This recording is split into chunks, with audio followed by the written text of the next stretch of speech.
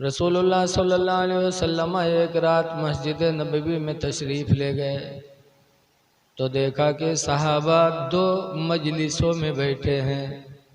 ایک مجلس والے عبادت میں لگے ہیں، دوسرے مجلس والے دین کی باتیں سننے سنانے میں لگے ہیں. تو حضور کس مجلس میں گئے؟ عبادت والی مجلس میں نہیں گئے، بلکہ دین کی باتیں کرنے اور سننے والوں کی مجلس میں جا کے بیٹھ گئے. اور بیٹھنے کے بعد حضور فرماتے ہیں بعثت فیکم معلما، میں بھی تمہارے بیچ میں دین سکھانے والا بنا کے بھیجا گیا ہوں. لیکن آج لوگ جلسوں میں نہیں آتے، اسی لیے مدرسہ تو پڑھا نہیں، ماں باپ نے پڑھایا نہیں، جلسوں میں بھی نہیں گئے، اور مسجد میں جمعہ کے دن غیبوں کی ہے تو نگاہ سوئی پر ہے کہ کتنی جلدی دیکھی 1 بجے کے آگے امام صاحب بڑھے تو نہیں جاتے. اسی لیے آج آدمی جوان ہو جاتا لیکن اسے اپنے دین کی جانکاری نہیں رہتی، کچھ بھی نہیں معلوم، نہ وضو کرنے کا طریقہ، نہ غسل کرنے کا طریقہ، نہ اپنے نبی کے بارے میں. ایک جگہ گیا تقریر کرنے تو ایک صاحب بیٹھے تھے، کچھ بات چیت ہوئے لاگ تو بات چیت میں ہم کو کچھ گڑبڑ دیکھا تو ہم پوچھا بھیا تم کس کے امتی ہو؟ تو کہتے کہ مولوی جانے ہمیں نہیں پتا ہے. تو ہم چپ ہو گئے، ہم کہا اب اس سے آگے کوئی باتیں کرنا بیکار ہے. ایک صاحب چائے لے کے آئے، مجھ کو دیکھا پریشان، کہا بات حضرت پریشان کا ہے؟ ہم نے کہا یہ کون آدمی ہے یار، اس سے پوچھا کس کے امتی ہے تو کہتا مولوی جانے. تو کہا تیرے وہ جاہل ہو کے پیچھے کاہے پھر رہے؟ تم کہا اچھا تو تم بتاؤ تم کی امت میں ہو؟ تو کہا تیرے چائے پیو آپ سے باہر تھورو ہو. بتاؤ، جوان ہو گئے لیکن ان کو یہ پتا نہیں کہ اللہ نے مجھے کس کی امت میں پیدا کیا. اے لوگو، ہم اس امت میں ہیں جس امت میں پیدا ہونے کے لیے نبیوں نے دعائیں مانگی. حضرت عیسیٰ علیہ السلام نے بھی دعا مانگی، حضرت موسیٰ علیہ السلام نے بھی دعا مانگی، یا اللہ کاش تو مجھے امت محمدیہ میں پیدا کرتا. اور آج ہم اس امت میں ہونے کے بعد ہم کو احساس ہی نہیں ہے ہم کہاں جا رہے ہیں، کیا کر رہے ہیں. آج ہم جب چلتے ہیں تو سوچتے نہیں کہ ہمارے قدم کہاں جا رہے ہیں. آج ہم انہی قدموں سے چلتے ہیں، شراب کے لیے، جوا کے لیے، زنا کے لیے، چوری کے لیے. کم سے کم اس وقت سوچو کہ ہمارے قدم کہاں جا رہے ہیں. ایکو نہ بڑھانا بھیا، ایکو بند کر دینا. یہ ہمارے تمہارے قدم اتنے بلند ہیں، ایکو بند کر دینا. کہ معراج کی رات میں جبریل نے حضور سے کہا تھا کہ اللہ کے رسول آپ اللہ کی بارگاہ میں جا رہے ہیں تو میرے لیے ایک اجازت لے لیں. کم کرو بھیا، دیکھو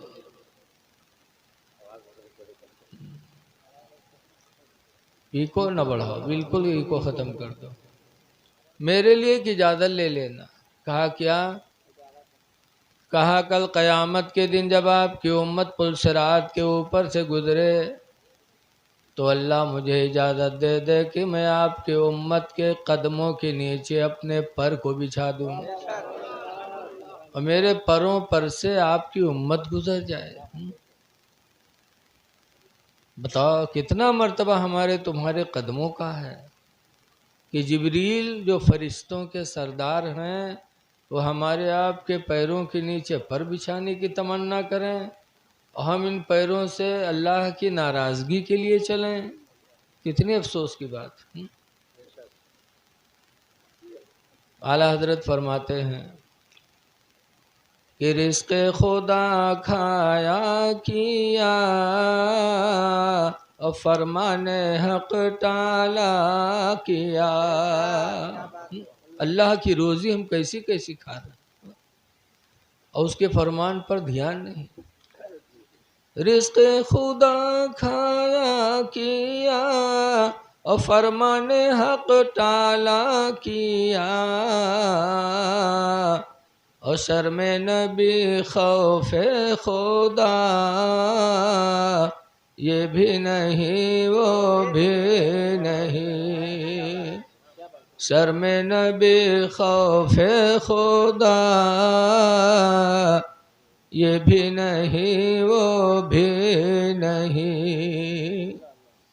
نبی سے شرماؤ، خدا کا ڈر دل میں پیدا کرو. قرآن کی ایک آیت میں نے پڑھی، اللہ فرماتا ہے قضا ربک الا تعبدوا الا ایاہ. تمہارے رب نے فیصلہ کر دیا کہ اللہ کے علاوہ کسی کی عبادت نہ کرو. ایک فیصلہ. دوسرا فیصلہ کیا وَبِالْوَالِدَيْنِ إِحْسَانًا، اور والدین کے ساتھ احسان کرو. دو چیزوں کا فیصلہ خدا نے فرمایا کہ اللہ کے علاوہ کسی کی عبادت نہ کرو اور والدین کے ساتھ احسان کرو. ایک جگہ نہیں، قرآن حکیم میں تقریباً 17 جگہ اللہ تعالیٰ نے یہی فرمایا کہ والدین کے ساتھ احسان کرو. 17 جگہ بار بار اسی بات کو اللہ پلٹ پلٹ کے کہتا ہے. لیکن آج ہم والدین کی طرف توجہ نہیں کرتے، پیر صاحب کی طرف توجہ ہے کہ جون کچھ ہوئے وہ پیر صاحب ہوں، ان کی خدمت کر لو بجانو جنت مل گئے. لیکن سچے پیر اعلیٰ حضرت مرید ہیں مارہرہ سے، مارہرہ شریف سے. وہاں کے گدی نشین ہیں حضور سید نجیب حیدر حسن میاں. عرس قاسمی میں ایک سال میں گیا، کئی سال گیا تو حضرت نے برجستہ فرمایا اے لاکھوں کی تعداد میں آنے والے مریدوں، تم اس لیے مارہرہ آئے ہو کہ تمہارا پیر تم کو بخشوا دے گا. فرماتے ہیں خدا کی قسم جب تک تمہارے ماں باپ تم سے راضی نہیں ہوں گے پیر تمہارے کام نہیں آ پائے گا. اچھے پیر یہ کہتے ہیں.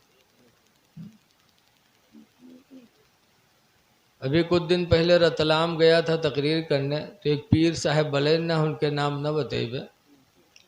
تو جب پہنچیں تو جب تقریر کرے چلیں تو آج تقریر سے پہلے حضرت مولانا اطہر رضا صاحب نے ہمارے کان میں کہا کہ حضرت حضور کی تعریف میں آپ کو خطاب کرنا. تو دل باغ باغ ہو گیا. یہ عشق رسول کی بولی ہے، عشق کی بولی کہ نبی کی تعریف میں آپ کو بیان کرنا ہے، نبی کی تعریف کرنا. ہوا گئے تو پیر صاحب کہا تھا مولانا آج آپ کو یہی بولنا ہے کہ جو کچھ ہے وہ پیر ہے، جو کچھ ہے وہ پیر ہے. تو ہم تو کچھ اور سوچ کے گئے رہا، لیکن جب پیر صاحب امیر کہیں تو ہمارا سوچ بدل گئی. تو ہم نے یہی کہا کہ جو کچھ ہے وہ ماں باپ ہیں، جو کچھ ہے وہ ماں باپ ہیں. کہ 17 جگہ اللہ نے قرآن میں ماں باپ کے لیے کہا اور پیر کے لیے یکو جگہ نہیں کہا. قرآن میں کہیں بھی صراحتاً نہیں لکھا ہے کہ پیر کی خدمت کرو، لیکن ماں باپ کی خدمت اللہ نے پلٹ پلٹ کے 17 مرتبہ لکھا. تو جب چلے لاگے تو نجرانہ کراوا سب گول. اب ان کے مرضی باتیں نہیں بھائی چلے آئے نہیں اسے منہ لٹکائے گے. یہ تو کہو گھر سے کراوا لے کے رہا نہیں تو اللہ جانے کا حال ہو. اے لوگو، سب سے بڑے پیر تمہارے ماں باپ ہیں۔ کہیں نہیں لکھا ہے کہ پیر کی دعا کو اللہ رد نہیں کرتا، لیکن حدیث میں ہے کہ 3 لوگوں کی دعاؤں کو اللہ کبھی رد نہیں کرتا۔ 3 لوگوں کی دعائیں اللہ کبھی ٹھکراتا نہیں ہے۔ نمبر 1 پر ماں باپ ہیں۔ ماں باپ کی دعا اللہ تعالیٰ کبھی رد نہیں کرتا۔ اولاد کے بارے میں ماں باپ کیسے بھی ہوں، لیکن ماں باپ جب اولاد کے بارے میں دعا کرتے ہیں تو اللہ ان کی دعاؤں کو ضرور قبول کرتا ہے۔ اور دوسرے نمبر پر فرمایا مسافر سفر میں ہو اور اس کا سہارا بن جاؤ، اور وہ حالت سفر میں آپ کو دعا دے دے تو اللہ تعالیٰ مسافر کی دعا کو بھی کبھی رد نہیں کرتا۔ اور تیسرے نمبر پر فرمایا پریشان حال، مظلوم ہو، پریشانیوں میں ڈوبا ہو اور اس کا سہارا بن جاؤ، وہ بندہ اپنی پریشانی میں آپ کے لیے دعائیں کر دے تو نبی فرماتے ہیں کہ اس کی دعا کو بھی اللہ تعالیٰ کبھی رد نہیں کرتا۔ اور تینوں میں یہ پیر کے نمبر 1 کو نہیں آوا، لیکن ان کے پیچھے دنیا پریشان ہے۔ اے لوگو، سب سے بڑے تمہارے پیر اگر ہیں تو تمہارے ماں باپ۔ اسی لیے میرے نبی نے فرمایا، سنو ابھی قرآن کی آیت سنو، اللہ فرماتا اما یبلغن عندک الکبر، اگر ماں باپ بوڑھے ہو جائیں، احدہما او کلاہما، ایک بوڑھا ہو یا دونوں بوڑھے ہو جائیں، فلا تقل لہما اف ولا تنہرہما، تو ان کو جھڑکا نہ کرو، ان سے اف نہ بولو، اف نہ کہو۔ جیسے پپا کہیں ہے بھئی اتنی کا موقع لگا، اوفو، یہ بڑھوا جب دیکھو تو پیچھے پڑا رہا تھا، یہ اوفو جو کہہ دیا قرآن نے اس پر بھی پابندی لگائی۔ فلا تقل لہما اف، ان کو اف نہ کہو، ولا تنہرہما، اور ان کو جھڑکو نہ، وقل لہما قولا کریما، اللہ فرماتا ہے میرے بندو تم اپنے ماں باپ سے میٹھی بولیاں بولا کرو کہ کہیں ان کا دل دکھ نہ جائے۔ قول کریم بولو، میٹھی بولی۔ آگے اللہ فرماتا وَخْفِضْ لَهُمَا جَنَاحَ الذُّلِّ مِنَ الرَّحْمَةِ، اور ان کے لیے اپنے بازوؤں کو رحم دلی سے جھکا لیا کرو۔ جب ابا کو دیکھو، اماں کو دیکھو تو رحم دلی سے اپنے بازوؤں کو جھکا لیا کرو۔ اور آگے اللہ فرماتا ہے وَقُلْ رَبِّ ارْحَمْهُمَا، اور اے میرے بندے تو ان کے لیے دعا مانگ۔ ماں باپ کے لیے دعا مانگنے کا بھی حکم اللہ نے دیا۔ دعا مانگو، ربی ارحمہما، اے پروردگار ان دونوں پر تو رحم کر، کما ربیانی صغیرا، جیسے کہ میرے بچپنے میں یہ دونوں میرے اوپر رحم کیا کرتے تھے، کہ میرا بچپنا تھا تو یہ دونوں مہربان تھے، الہی یہ دونوں بوڑھے ہو گئے، ان دونوں پر تو مہربانی فرما۔ اللہ نے کیسا اچھا فیصلہ سنایا کہ احسان بھی کرو، اف تک نہ بولو، ان کو جھڑکو نہ، ان کی تعظیم کرو اور ان کے لیے دعائیں مانگو۔ یہ اللہ نے فرمایا۔ یاد رکھو ماں باپ کے اندر کتنا رحم ہوتا ہے اولاد کے لیے۔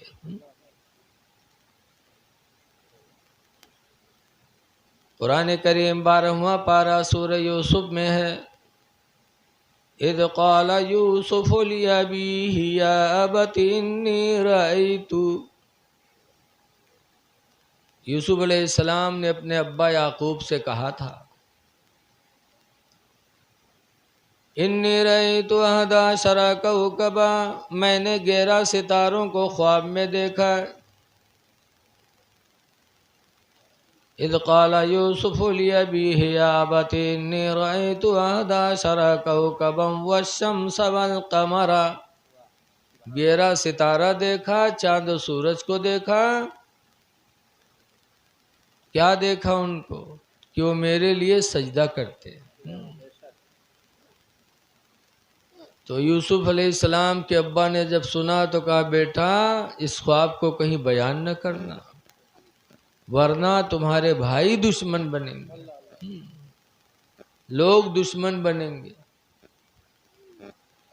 فرمایا یا بنی لا تقصص رؤیاک علی اخوتک، یعقوب علیہ السلام نے فرمایا میرے بیٹے اس خواب کو اپنے بھائیوں پر بیان نہ کرنا، وَيَكِيدُوا لَكَ كَيْدًا، تو تمہارے بھائی تمہارے لیے مکاری کا جال بچھا دیں گے، تمہارے ساتھ مکر کریں گے۔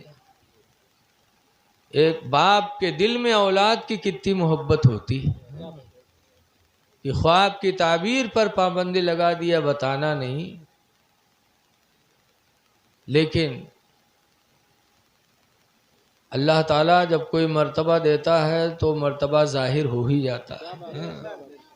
یوسف علیہ السلام کی شان و شوکت ایسی ظاہر ہوئی کہ ان کے بھائی دشمن بن گئے،